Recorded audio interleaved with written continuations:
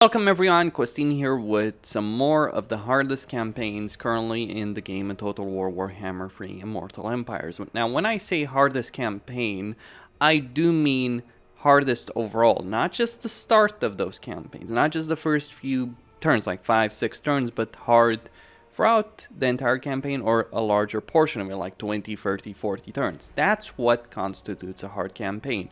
For instance, I'll give you an idea. Kislev. If we look at Kislev, their early game is a major issue, be it Catherine or Kastaltin. But if you do overcome that, and you can do it within, let's say, a dozen turns at most, if you defeat Fraught, which you can do pretty quickly, if you defeat Azazel, which again you can do pretty quickly with some clever strategy, and you defeat at least one of the army of Trog, then your campaign becomes significantly easier. It's still a pretty shitty campaign, to be clear, but it's not especially hard after that point. Slow, lots of issues with the mechanics and so on and so forth, sure. But I wouldn't necessarily call Kislev hard. A hard start, one of the hardest in the game, but not necessarily an overall hard campaign. So a hard campaign is a campaign where you have difficulty throughout.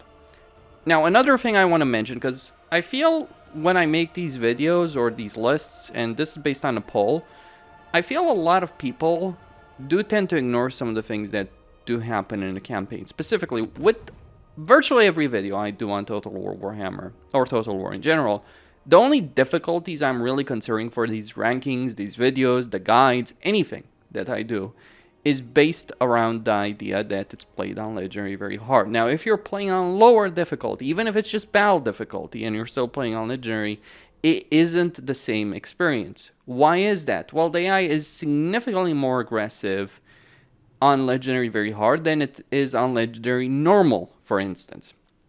Just an example, or Legendary hard. I've seen this firsthand. I've seen campaigns. I've played campaigns. In fact, you know, when I'm just trying to play a campaign and get a lot of turns in and see how the flow goes, it can be difficult getting a proper opinion, because the easiest way to play a lot of turns would be to do Legendary easy, all that. But it's not the proper experience. The proper experience is Legendary very hard, and things will be very different. The AI gets a lot of campaign benefits on Legendary, and very hard difficulty gives them significant benefits in auto resolve. So they're going to be more aggressive towards you. They're going to pick fights more against you. They're also going to pick fights against each other more. So I've seen the AI being far more aggressive and successful on Legendary very hard, especially within the first few turns, but not just that. So it's not the same experience. For instance, if I play a campaign, if I start a campaign on Legendary very hard and Harkon the Black is played by the AI, he'll usually win his fight against Rapance. He'll decimate her, decimate the dwarves very quickly, and then he'll end up in an unending war against Volkmar, etc., and maybe Skarbrand. But if I just lower the battle difficulty below that, he may lose, which is actually pretty shocking when you do see it in action, because Harkon has a lot of benefits. So it is an important fact. Now, as for the rankings themselves in these videos, I make a poll, I add the factions, and I rank them based on what people vote on. I don't necessarily agree with a lot of the rankings that I ultimately get, but that's what people voted on. And without further ado, let's get into the list. At number 5 is Volkmar the Grim, and I know a lot of people are a bit surprised to think that Volkmar deserves a spot on this list, but I again emphasize what I said in the intro. These campaign videos are designed for Legendary very hard difficulty, not for normal or easy or anything like that, and there is a huge difference between these very high difficulties and the lower difficulties.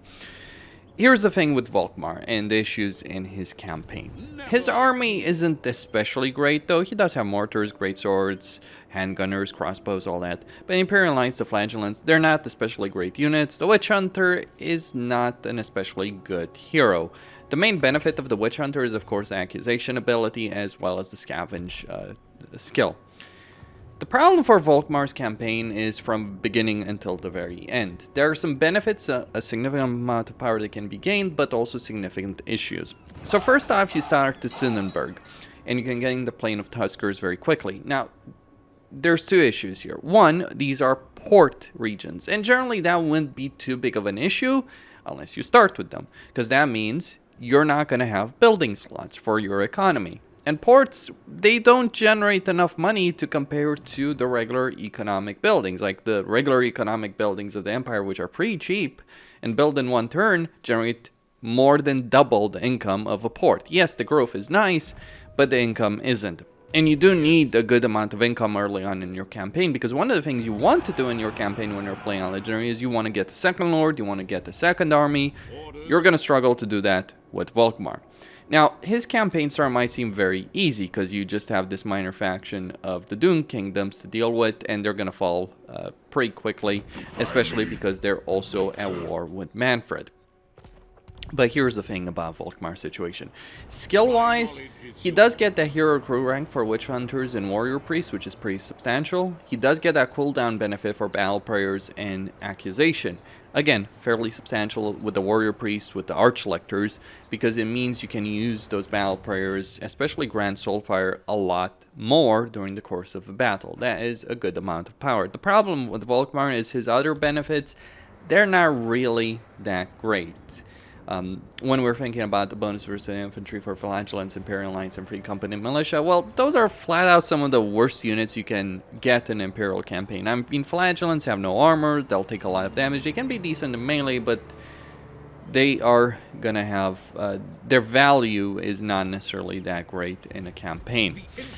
Then Volkmar himself buffs these units even further, and he does get the control benefit, and then he buffs them even further through his skill line. Outside of Flagellants, Imperial Knights are not the cavalry you want to go for. Free Company Militia is pretty worthless. Flagellants can be decent, sure, fair enough with all the benefits you're getting, but the problem is you need a tier 3 settlement to be able to recruit them, and you're actually better off just getting masses of crossbowmen most of the time. Maybe a couple of maybe a couple of spearmen with shields just to hold the front line, because that's a much better playstyle for an Empire. Hell, even for Volkmar himself specifically, just getting a lot of range units is a much better playstyle, because what you want to do with Volkmar is you want to throw him against the entire enemy army, because he has a good amount of durability.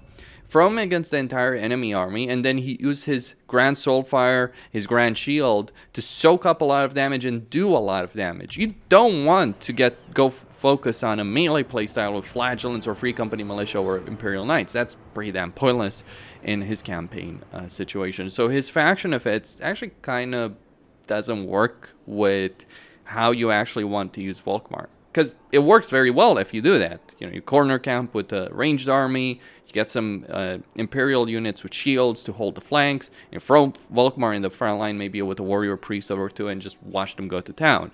That's the way you want to play as Volkmar in battles.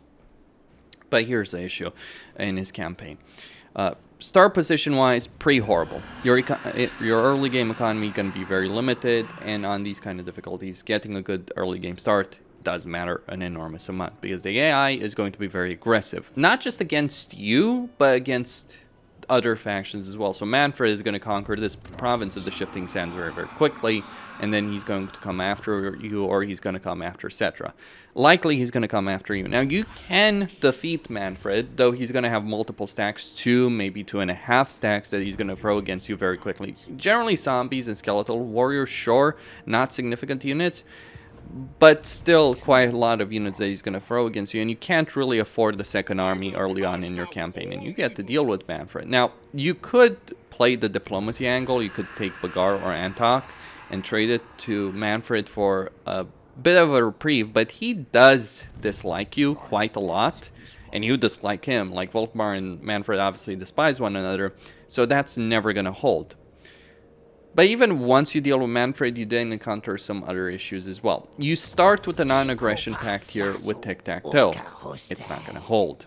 Now, you could start getting a trade agreement with him, or getting involved in the war with the Leafcutter tribe. But if you're playing on Legendary, if you declare war on these guys, they're going to attack you. They're going to attack your undefended part. They're literally just going to march an army just to screw with you. That's how the AI works on Legendary, very hard.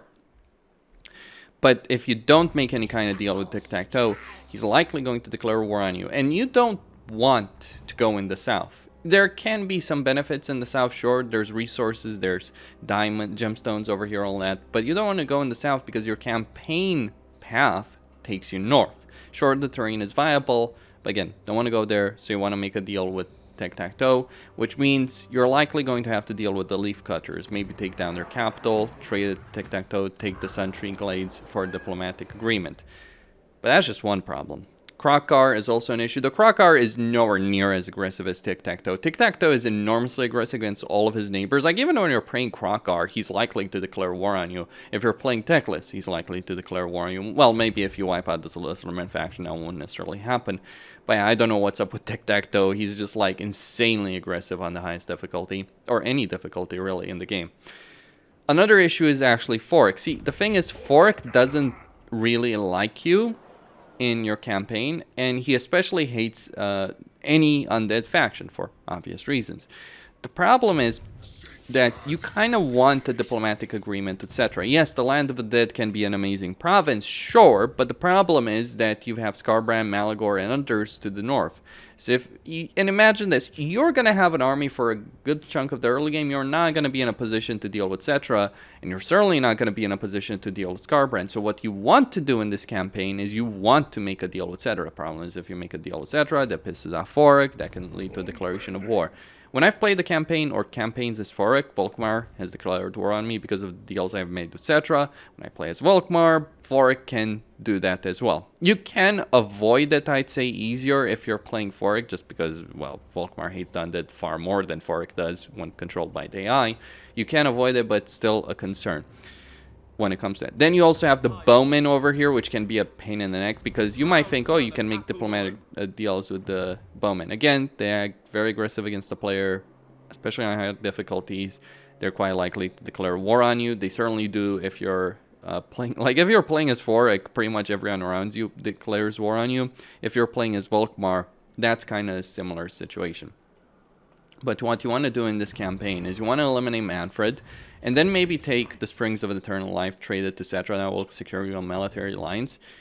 Then go south to get the Leafcutter tribe out, so you can get to deal with Tic-Tac-Toe, and then march over here to take the Cracked Land, take over Arkon, Rapance, and you're going to be doing this with two armies in most that are going to have a lot of, like, they have power with the skill line, because you can get the Grand Soulfire very, very quickly with Volkmar. But it's still going to be a rough time dealing with that. Now, if you manage to do all of that without too many issues, and it's a pretty tall order, then you can take the Black Pyramid of Gash, you can deal with Skarbrand, you can expand. All well and good. But then here are some of the other issues in the campaign. The Books of Nagash. The Books of Nagash system just currently sucks in a significant way. The books themselves are randomized, like in the sense the effects are randomized, the locations are not. Like, the locations are always going to be the same, but what book is where is going to be random. Now, what's annoying about the Books of Nagash is you actually need to take over these settlements on your own. Now, some of these settlements, okay, fair enough. Skaven Blight, eliminating Claw, reasonable enough as the Empire, eliminating Lamia, kinda. Depends on how fast you go there. Depends on whether or not Khalida has taken it or Forik has taken it. If Forik has taken it, ooh, that's going to be a rough one.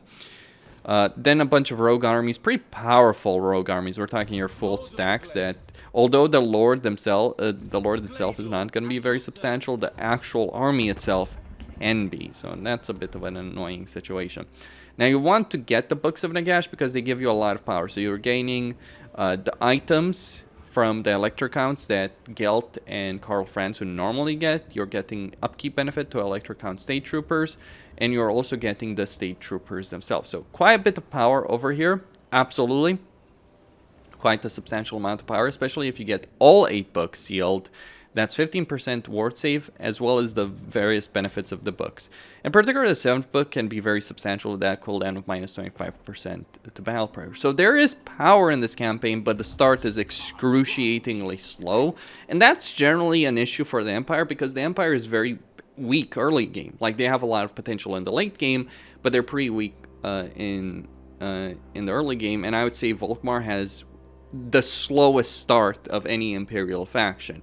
I'm not saying it's all sunshine for Gelt or Karl Franz or even Marcus Wolfhard, but they don't start in as horrible of a starting position as Volkmar. So that's going to weaken him throughout his entire campaign. If you overcome everything, it doesn't necessarily even then get better. There's still long-term issues.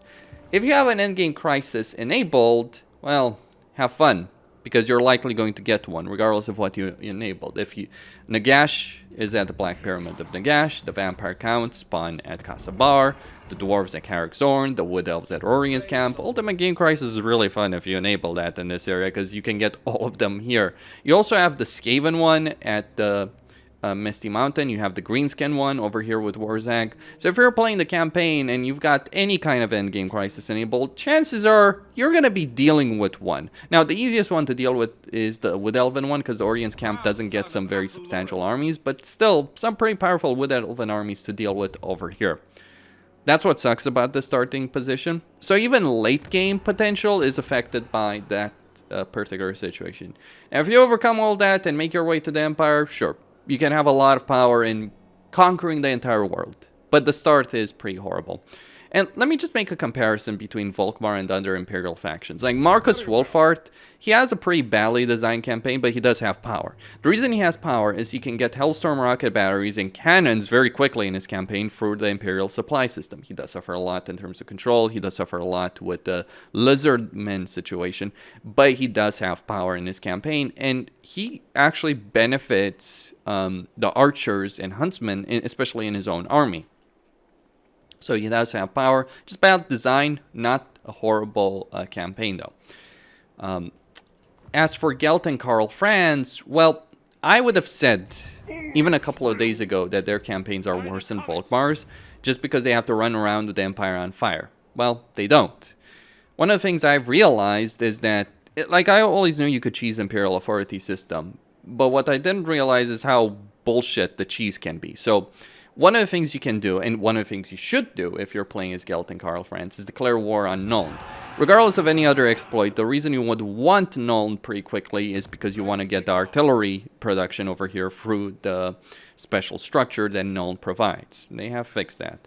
So you can get Hellstorm rocket batteries, great cannons, they're tier 3 as opposed to tier 2. But here's the thing about this about Gelt and Karl Franz.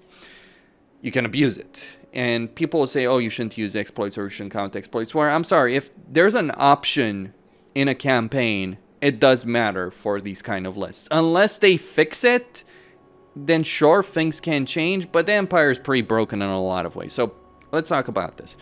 What you can do if you're playing as Karl Franz or Gelt is you declare war on Nuln. You don't take Nuln itself, because that's going to cost you a lot of Imperial authority. The declaration of war will cost you quite a bit as well. So you don't want to go too far high with that. But what you want to do is declare war on Nuln, beat their army in a field battle, take one of these regions, or both of these regions, and then trade them to some other faction. If you're playing as Gelt to Averheim, if you're playing as Franz to Gelt himself. And what that will do is it will give you quite a bit of money. Let's say about 2,000 every time you sell it, because you're going to be selling multiple times. See, the way the Empire works is when an Electricon gets a territory that belongs to another, so in this case, let's say Wissenberg is given to Gelt, then on the very next turn, unless some other event pops up like a quest battle or some other Imperial event, but generally speaking, you're going to get an event where you can either accept that the Electricon has gained that territory, or you can force them to give it back. Now, that will affect your fealty, but you can force them to give it back and get Imperial authority. And you can do this over and over, because you're at war with Nuln, so Nuln will get it back. You take it over again, you sell it again, event pops up again, infinite Imperial authority. Why is that important? It means you can declare war on every Electricount and gain their territories without having to deal with a broken, crappy diplomacy system that the Electricounts have to deal with. It means you don't have to run around like a maniac trying to put down the fires against many powerful legendary lords in the Empire. It means you can focus on expanding your core territory slowly as opposed to making a rush for Ostermark and the Sylvania or Hochland. That's the significance of all of that. And that's what Gelt and Karl Franz can do. And it makes their campaign significantly easier and a lot more tolerable than they would be if you tried to play them normally. Now, how people feel about an exploit, that's a different discussion. It's a pretty stupid system. The Empire is pretty stupid. The Books of Nagash is a pretty stupid system because you need to take these settlements on your own in order to get these Books of Nagash, which you need, by the way, to win your campaign. By the way, much fun experience in Volkmar's campaign, you have to eliminate Kairos. which contrasts with your other objectives because you want to get these books. So the books are north, so you want to head north. But at the same time, you have to head south to eliminate Kairos. And by the way, by the time you arrive, Kairos is likely going to control the vast majority of the Southern Chaos Waste, which is uninhabitable climate. So enjoy dealing with that in your campaign. And don't expect the AI to defeat Kairos, because Teclis, Oxyatl, they will survive against them most of the time. Well, Oxyatl can get wiped out, but they will survive most of the time, but they're not going to wipe him out. For whatever stupid reason, Kairos Fateweaver, when controlled by the AI, can beat the other AI factions. You can defeat him with ease. It's pretty much a joke. You can defeat him with ease, but the AI can't defeat him with ease. That's so you're going to have to deal with that just to get your short campaign victory condition. And that's another issue. That's what makes the campaign harder, because it's affecting your hero capacity, or less heroes, less mages, less warrior priests, less witch hunters, less captains. Well, captains aren't too big of an issue, but less issues. And the best part is your long campaign victory condition is in contrast to that, because your long campaign victory condition is basically, oh, just conquer the entirety of the empire. Much fun to deal with that. I'm not sure why they put that victory condition for Volkmar, who starts way over here. Pretty far away, actually.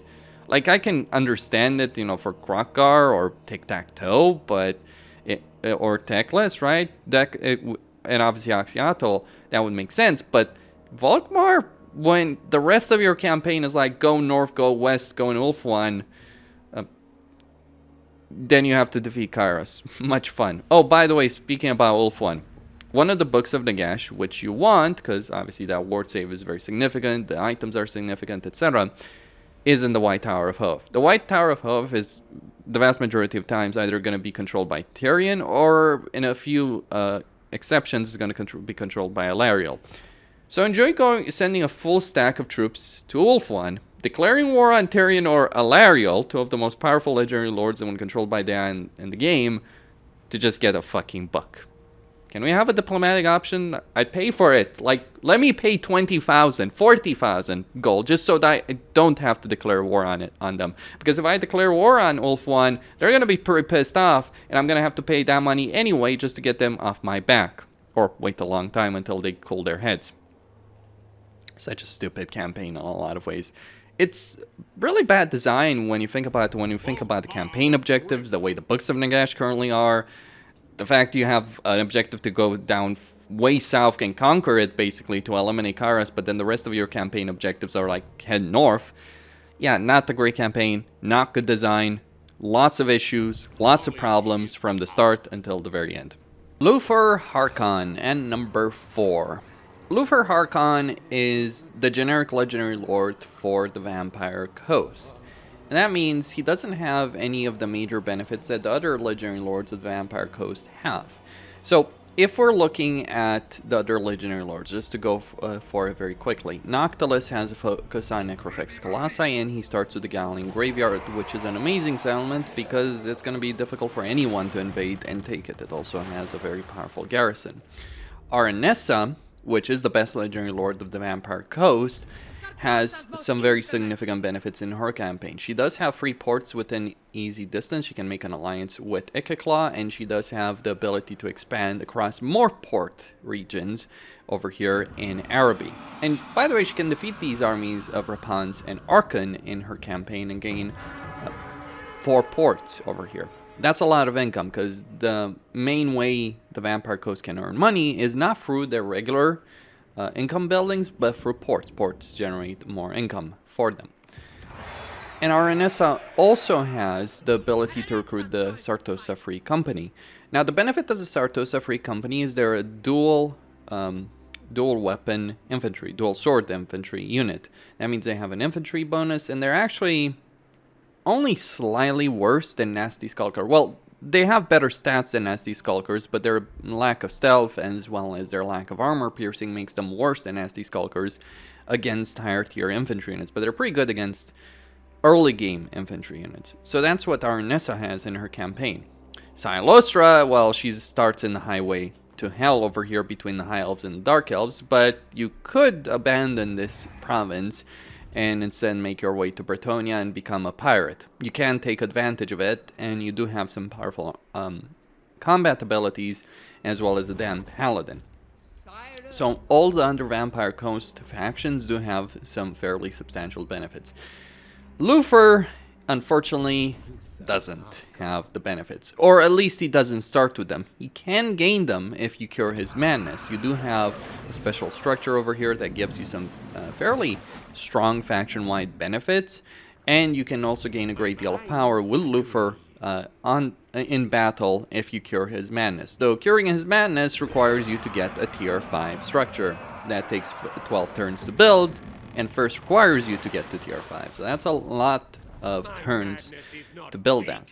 And here's the problem. When you're playing the Vampire Coast, you either want to establish Pirate Coves, or you want to build to get a lot of regions with ports if you're on land.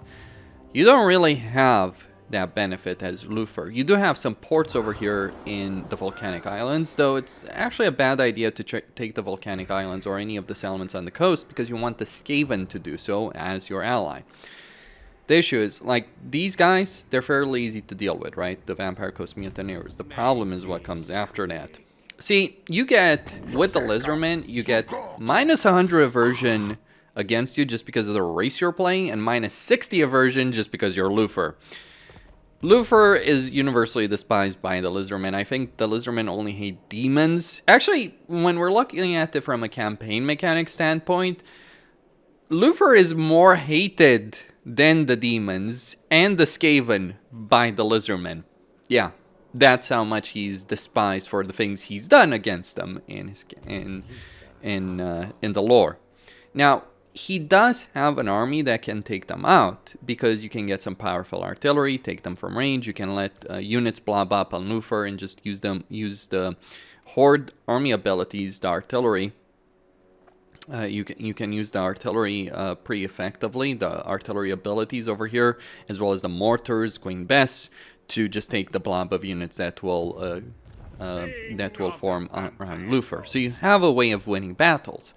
The problem is that your land-based economy is weak, but you do need to deal with the Lizardmen. Because if you don't deal with the Lizardmen, then what's going to happen is the Lizardmen are going to annihilate the Skaven over here in Lustria, and then all of Lustria is going to march against you and wipe you out. And you need to hold the Awakening. If you didn't have to hold the Awakening, this campaign would not be on this list.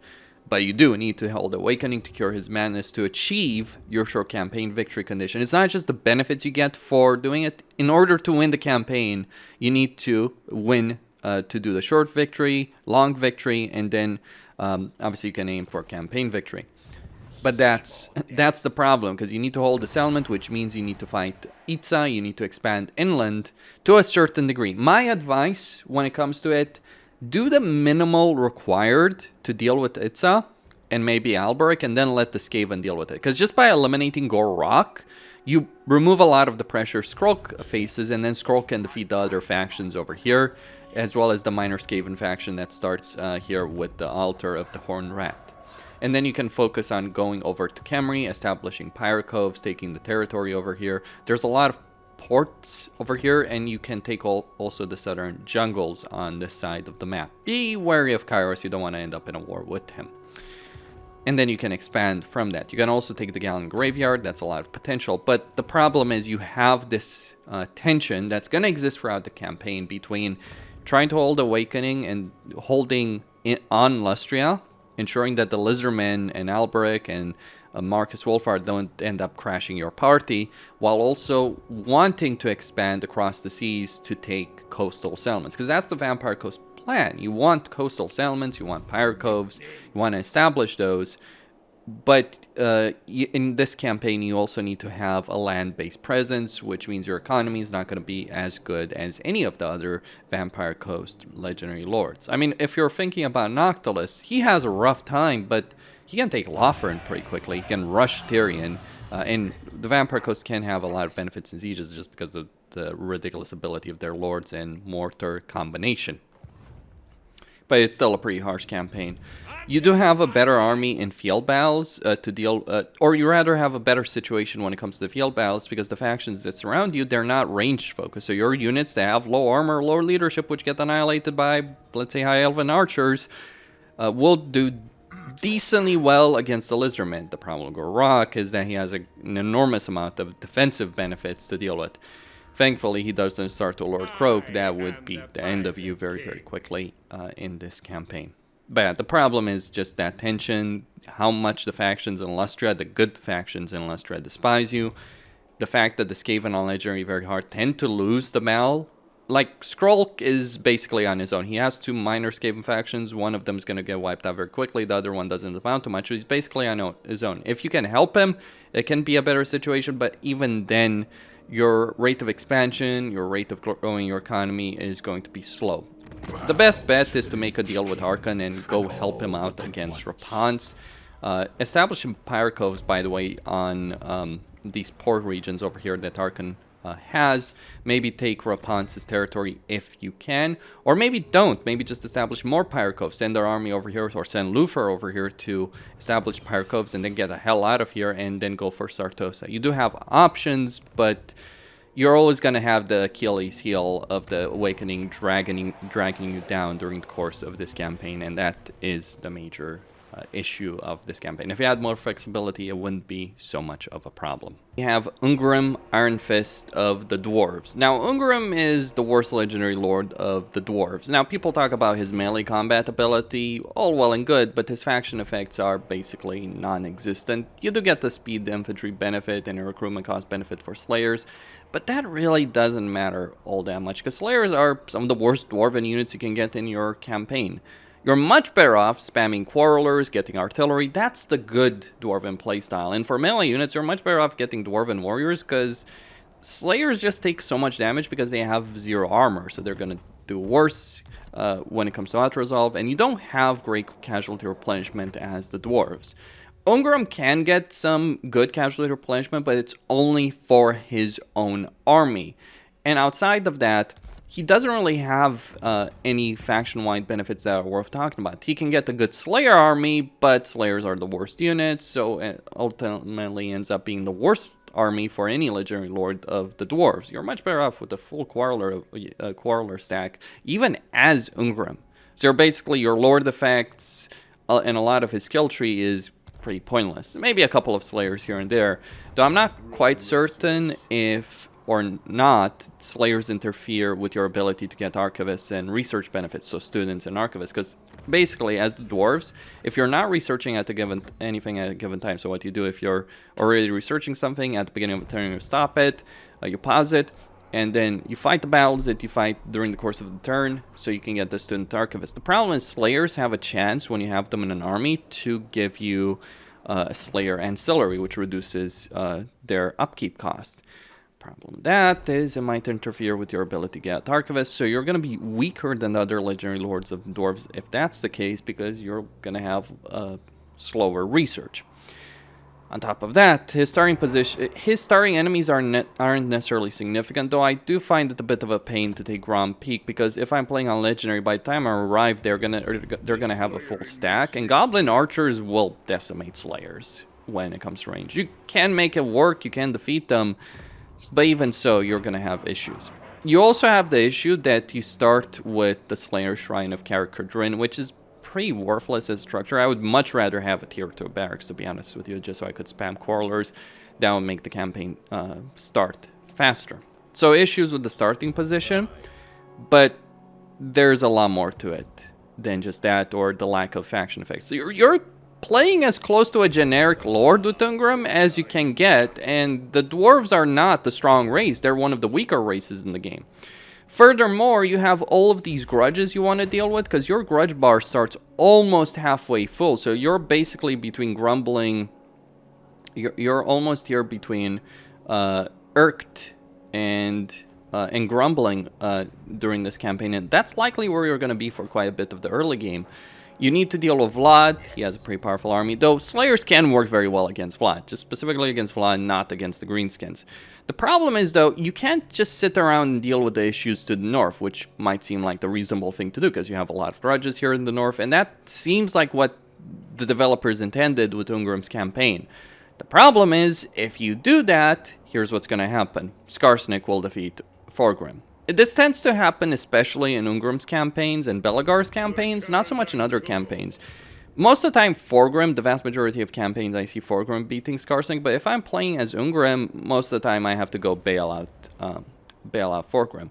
The problem is, if I do decide to go bail out, if you do decide to go bail out Forgrim, which you should do because you don't want them to lose, you want to confederate them, you want to get Karazakarak, you don't want to have to get Forgrim through either a mod or through an event, through sparking a rebellion in this province, because that's the way you can gain him, by the way, if he gets defeated. You take over a settlement, you spark a rebellion, and that's how you, and he will spawn, take it back, and that's how you can gain him.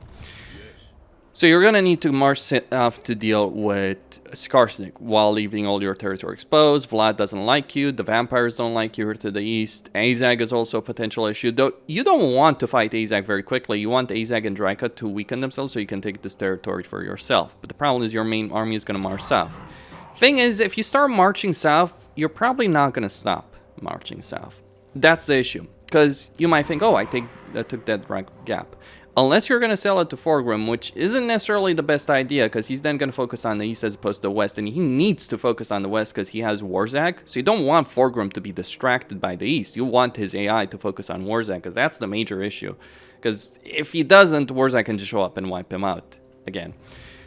So if you take Deadrock Gap for yourself, oh, I get the gold mine, I get all the economic benefits. Well, yeah, the problem is you didn't encounter Tretch Craventail, who's likely to declare war on you. He shows up, so you need to defeat him, and you basically need to take this entire province to yourself. So that's what your main army is going to do while your capital is over here.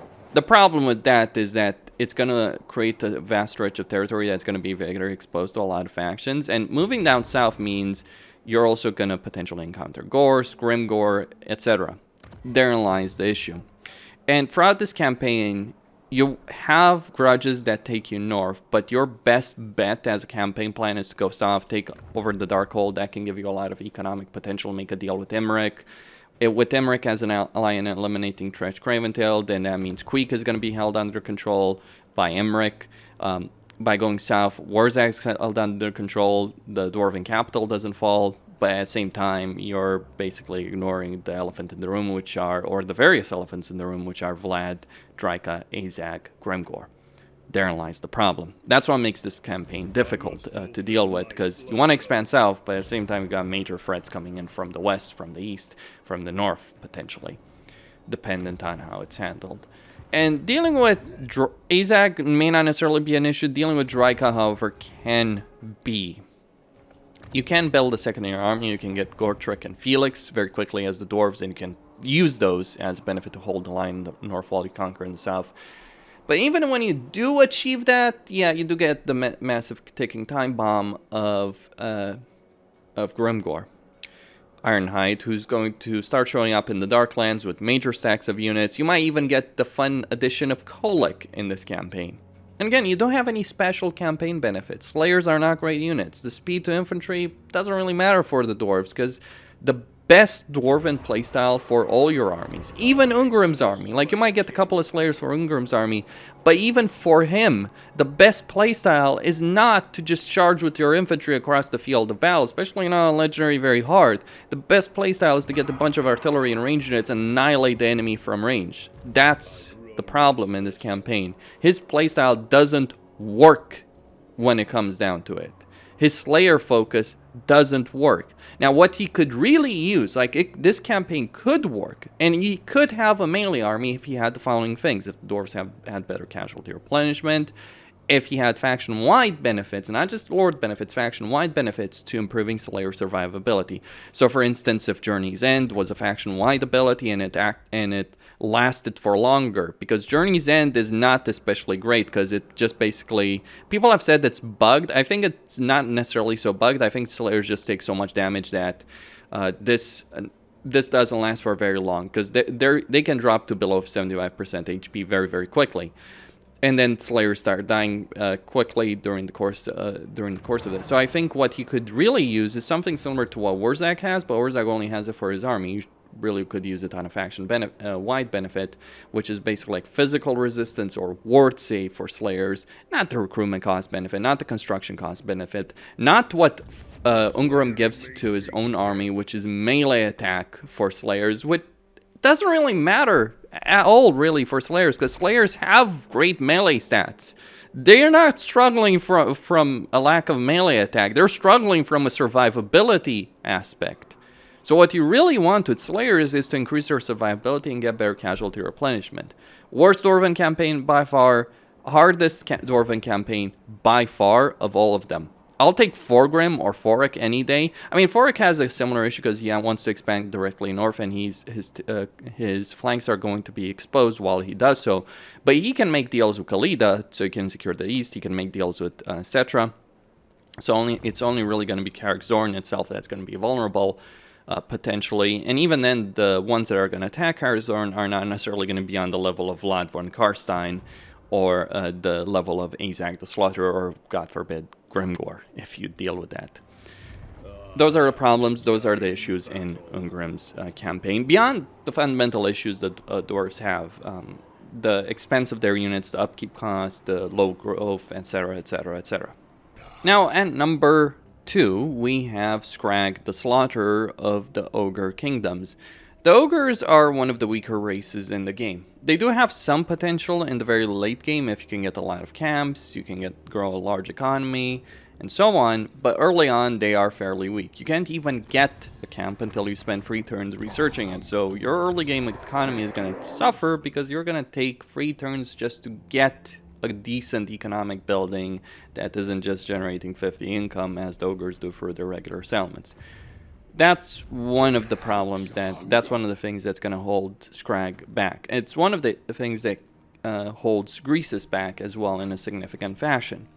But there's other issues as well, some other significant issues at that.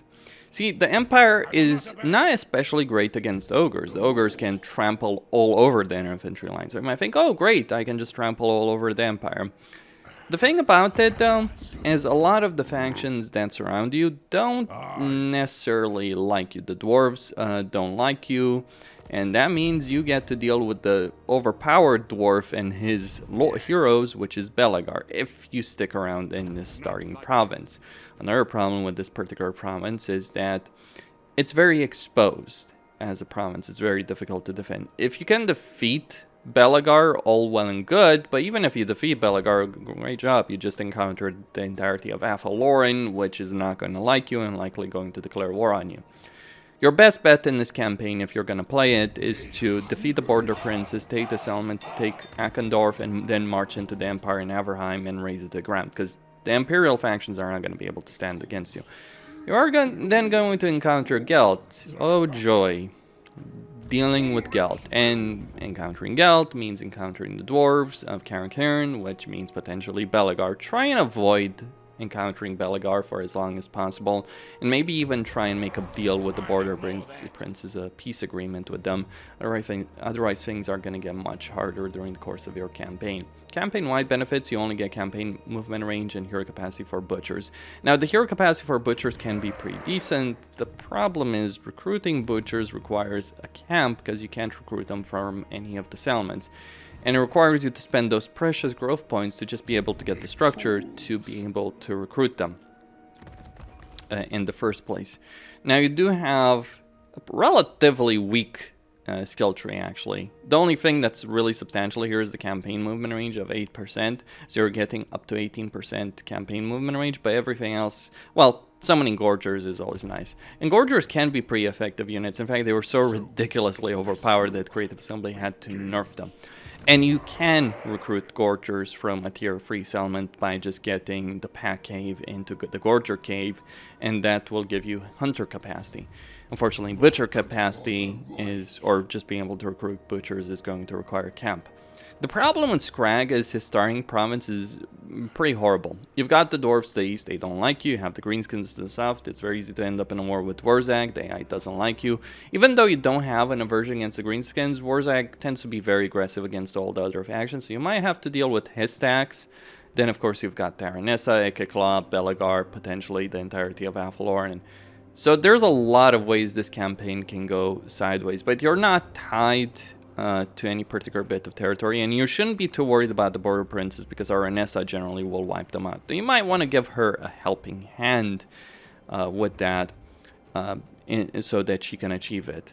The recruit rank benefit from the short campaign victory condition can be pretty significant, though the long campaign victory condition, not necessarily so. By the way, a bit of an annoying thing about this campaign is a long campaign victory condition. Your best bet would actually be to conquer the Empire, because the Imperial faction can stand up to you. That's what he does in Realms of Chaos. And Skrag is certainly a much better campaign to play in Realms of Chaos than poor Greasus is. The thing is, to win, you need to head east, which means greenskins, which means Emmerich, which means all the lovely problems that Greasus has. It's like the developers just want to torture you by giving these horrible campaign victory, long campaign victory conditions. It's like, oh, you know, you think Greasus has a horrible campaign? Well, enjoy joining him in that miserable, horrible piece of land. You could take some territories, of course, to the west and to the south, but to achieve really campaign victory condition, you need to basically take this territory. That means Queek, that means Warsack, that means the Dwarves, that means Skarbrand, that means Emmerich. That's why this is a hard campaign. But my advice, my genuine advice, ignore that. Like, if you want to win this campaign, just do your best to ignore that. Go trample the Empire. Trample the vampire counts, because your army, when you're not dealing with Gorst's bullshit regeneration, your army can trample the vampire counts into dust. Yes, Vlad is a major issue, but you can tackle him. He's difficult, but it is manageable, and eventually Vlad will lose his campaign. But my advice, Averheim, Stirland, burn them to the ground, set up ogre camps, maybe take Nolan and sell it to Gelt and Karl Franz, or bit by bit, just so they leave you the hell alone. It's not like you have such a major aversion when it comes to Imperial factions. The Dwarves hate you more than the Empire. Like, with the Empire, you can manage diplomatic relations, and Gelt will hate you for Averheim, sure, but he won't necessarily hate you for Nuln or Stirland. Because the way the Empire is, like, the Imperial AI factions don't really care about the entire Empire. They care about certain factions, certain territories, but they don't care about it as a whole. So you can make diplomatic deals with them. So your best bet might be to march over here, take these provinces, set up ogre camps here. Because if you can make deals with, Gelt and Karl Franz, then this territory can be pretty protected, pretty safe, and you can establish camps that will give you benefits. Hell, if you can take these Black Mountains and not have to worry about Belegar, or if you can establish enough of a foothold, get a lot of Gorgers, get 2 full stacks of units, and throw them against Belegar, that should be enough to defeat them. Give the territory to Ikakla. You don't want to deal with Athelloren during the course of this campaign. Like, you can trample Athelloren, and like, the thing about ogres is they're basically this weird hybrid of an infantry cavalry army with their ogre units, because ogre units have ogre charge that can deal a significant amount of damage, and they can do pretty decently in melee. So you can pick a fight with the Wood Elves, though not on their home turf, given the way the terrain is over there. But the Empire is prime for the taking. The issue is your campaign objectives are going to take you away from that and into the fight against greenskins, dwarves, and high elves. Much fun over here. Now, number 1 is Louen Leoncoeur. Now, I don't agree with this particular ranking. I think he does have a hard campaign, but I certainly don't think it's the hardest on this list. I would actually say Harkon or Volkmar or Skrag actually do have harder campaigns, or even Ungrim in quite a few ways. See, Louen has more of a difficult start than some of those guys will have, absolutely, but overall campaign, I would say, is probably easier once you get going. It's the getting going part that's going to be a problem, and to maintain your momentum. Bretonnia is a pretty good race in a lot of ways. See, they have a pretty good economy through the fields or through industry. Both of these can generate a substantial amount of income. In particular, the landed estate, with the improvement of the water wheel, can generate a fairly substantial amount of income. So you're looking at a single landed estate generating 900 income. That is pretty substantial from a single structure, and you can build these in any zone, major or minor. On top of that, they have amazing control in their provinces because they have a commandment that gives them tank control. That is pretty great. But they do have 3 big issues in their campaign. One, and the biggest one by far, their infantry line is pretty bad. How bad, you might ask? Well, let me just put it like this. The Empire has a lot of issues with their Tier 1, Tier 2, and Tier 2 infantry. Yours is actually worse than the Empire. You have very poor leadership, poor stats, infantry, and men-at-arms over here, and you only get decent infantry, not at Tier 3, but at Tier 4 for your main barracks chain. In fact, the main barracks chain is bloody useless unless you're counting the foot squires, and even then it's not worth investing in just getting these guys. You do have some decent infantry at Tier 3 with the Battle Pilgrims, which have substantially better stats and a very significant benefit than leadership, and the Frenzy ability when we're looking at it. So these guys actually work a lot better than any of the units here, with the exception of foot squires, but even then, you know, the leadership is going to be better, and Frenzy is not something to laugh at. So Battle Pilgrims can be pretty decent, but you're not recruiting those through the main infantry chain. So the main infantry chain, which for whatever reason, Creative Assembly gives you a lot of these, if you're starting a Bretonnian campaign, is pretty useless. You'd be much better off starting with the fields, because then you could recruit on turn 1 the Peasant Bowmen, which are a much better choice. But without infantry, sieges are a much bigger problem during the course of the campaign, because ultimately you need to be able to send in infantry units in a settlement, or you need the ability to kill units with ranged. Now, your range is cheap, it's effective, it's pretty decent.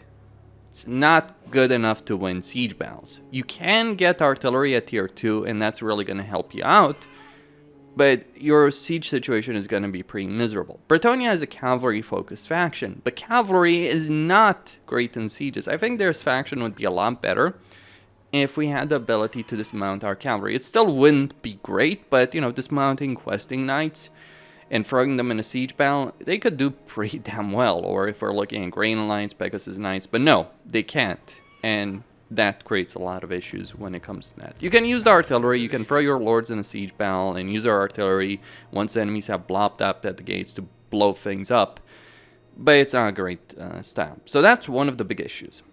The second big issue for Bretonnia is that they're limited in how many non-knight units, basically Battle Pilgrims, all the peasant units, men-at-arms, artillery, how many they can have based on the peasant economy. If you go over this cap, your economy starts suffering fairly significantly. And the cap starts very low initially. It starts being a problem the more you conquer the map. And Bretonnia does have scalability in their campaign, which is actually very, very important for any successful campaign. But early on, it's going to be something of an issue. And Louen doesn't get any benefit when it comes to that. Unlike, say, the Fey Enchantress, a legendary lord, which starts here, she gets extra peasants in her campaign, and I would say she has a much better campaign than Louen, in quite a lot of very significant ways. Yes, she has to deal with Grom the Punch, but would you rather deal with Grom the Punch early on in the campaign, or would you rather him grow and start recruiting really powerful units? I know which one I'd prefer. Being able to defeat a legendary lord early on in your campaign can be a very significant blessing. That's not really an ability that Louen is going to have, not against Grom, or some of the others that he's going to border. That's going to be a problem. The third issue is related to their regular lords and their paladin heroes. Not the damsels, but the regular paladin heroes. See, the damsels, if we're looking at their skill line, they can get immortality normally. But your lords and your paladin heroes can't unless you do a vow. Unless you do the vows. Now, the problem with the vows in particular is the second vow, because you're going to be required to deal with the desert battle. You're either going to have to go in the jungle or go in the desert. Can be a bit of an issue when it comes to doing some of those vows. And that's going to limit your campaign. There ain't no fucking desert or jungle next to you. That's the issue. Or sea battle. Can be some issues with getting those vows completed, especially as Louen, because he's the one that starts furthest away from that. So those are some of the issues for Bretonnia. The siege situation, the peasant economy limitations early on in their campaign, and the vow issue. Now, you can certainly make a Bretonnian campaign work very well. Rapunz, Alberic, the Fey Enchantress. But Louen is in a rough situation. He starts with 2 questing knights. Sorry, 2 Knights of the Realm. Questing Knights would be much better because they're better against infantry. These guys are more charged cavalry. Questing Knights would be better. But he's not going to struggle in a field battle. What he's going to struggle with are all the sieges he's going to have during the course of his campaign, especially early on. So he starts with this army. He starts at war with Musalon. Now, Musalon is a pretty substantial issue in a campaign because the garrison here is gigantic. So it's going to be difficult to win this particular siege battle. And you have walls in Musalon. So you're bad at that. The best thing you could do is either attack an army right outside the settlement and have that massive fight outside it. But it's going to be a pretty big issue. But you also have to deal with Grungzint. You want to deal with these guys because you do start at war with them. You don't have the major downside that you started with in Warhammer 2, but it is an issue to deal with these guys in your campaign pretty damn quickly. The problem is that you then get Kemmler, the Red Duke, and then eventually Grom. Now, Kemmler and the Red Duke, both of which are legendary lords, even if the Red Duke isn't playable, but he is a legendary lord. They're pretty substantial. You can defeat their armies very easily in the field, but defeating them in siege is a very different discussion. And then, of course, you got the Greenskin Tide to deal with the Grom the Punch. But that's not even the biggest issue of this particular campaign. The big issue is you can declare war on Bretonnian factions to take their castles, but the siege problem is going to really show its head. And guess what? There's 5 settlements, all of which have walls next to you that are your main expansion path. Now, to confederate these factions, which you can, you gotta get research. The problem is, you're much better off getting research focusing on the water pumps. Yes, you can go for the unification of Bretonnia, but a lot of this is not necessarily worth getting, because a lot of these factions will actually be wiped out. Artois is going to be wiped out by Kemmler by the time you can get to him, especially on legendary, very hard difficulty. Aquitaine, it's a hit or miss, but Grom's going to wipe them out very quickly on a high difficulty. On a lower difficulty, you might actually be able to benefit from this, but a lot of these factions, Baston might survive, but the only 2 that are actually going to survive are Carcassonne and Bordelot. That is it. The other ones, it's a waste of time because you're not really gaining anything. The chivalry, pointless because you get a lot of chivalry in battles. The 10 peasants, the peasant economy, you get a lot more for winter pumps, and you can get that a lot faster. Now, you do want to get this, because you do want to confederate Alberic and the Fey Enchantress, but it's such a giant waste.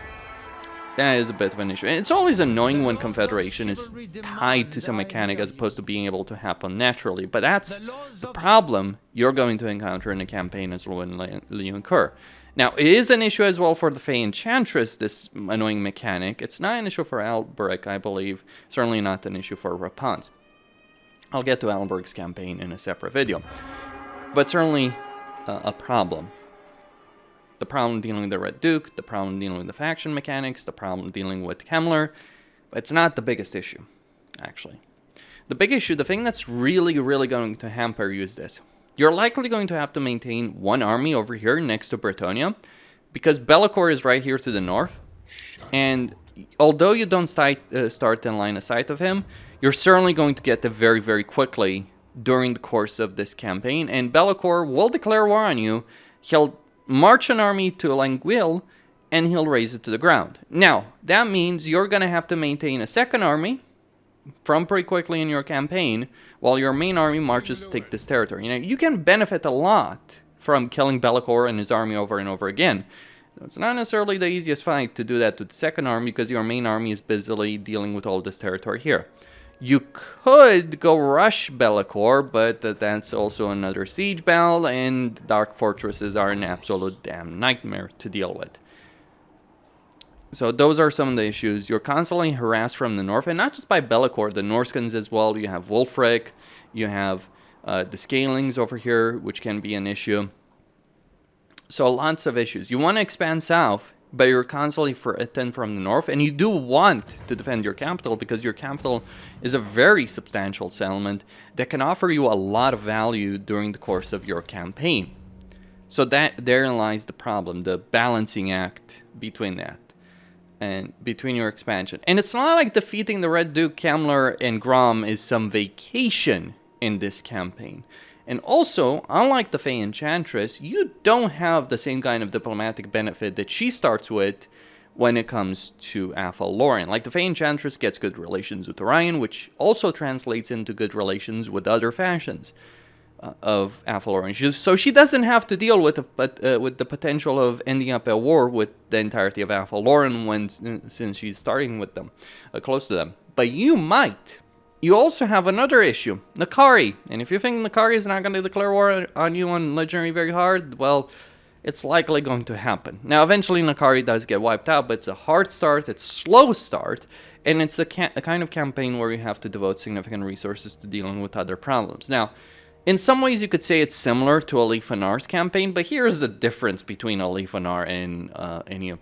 Alifanar's settlements that are the most vulnerable are two provincial capitals, the Blacklight Tower and the Karen Kar.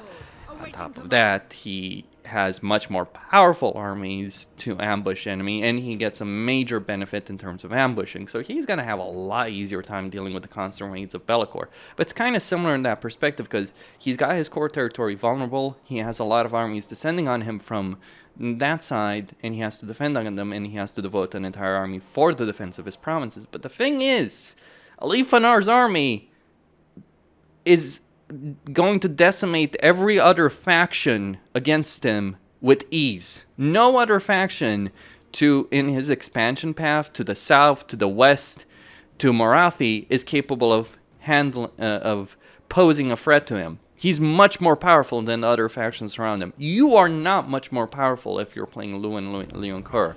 So therein lies the issue. I think this is what happens when locations are so close to each other and the AI is very aggressive against the player. Because Be'lakor shouldn't actually be going into Wolfwan or going against Alifanar or going to Louen Leoncoeur. He's the major issue actually in this campaign. What he should be doing is conquering Norska, but instead he wastes his time and resources. He actually doesn't amount to much in any campaign because he's just wasting his armies fighting factions that are pretty powerful instead of expanding and taking more Dark Fortresses. It's an issue of the AI. As opposed to the AI having a plan and expanding, gaining territory, the AI is just doing really stupid shit. The problem is that stupid shit that Be'lakor is doing is a genuine problem to you. I wouldn't call it a threat per se, but it's just an annoyance, a harassment, constantly something you constantly have to deal with during the course of your campaign. Now, if you can deal with all of that, yes, it can be a lot more smooth sailing, absolutely. But you're looking at an early game and even a mid game to deal with these factions. You're looking at a very harsh early game, constant harassment in the mid game, and if you deal with all of these issues, yes, you can have a much easier time. But it's dealing with these issues that's going to be a problem in the course of this campaign. And that's all there is to say. Costin here signing out. Don't forget to subscribe, like, and enable notifications, and stay tuned for more.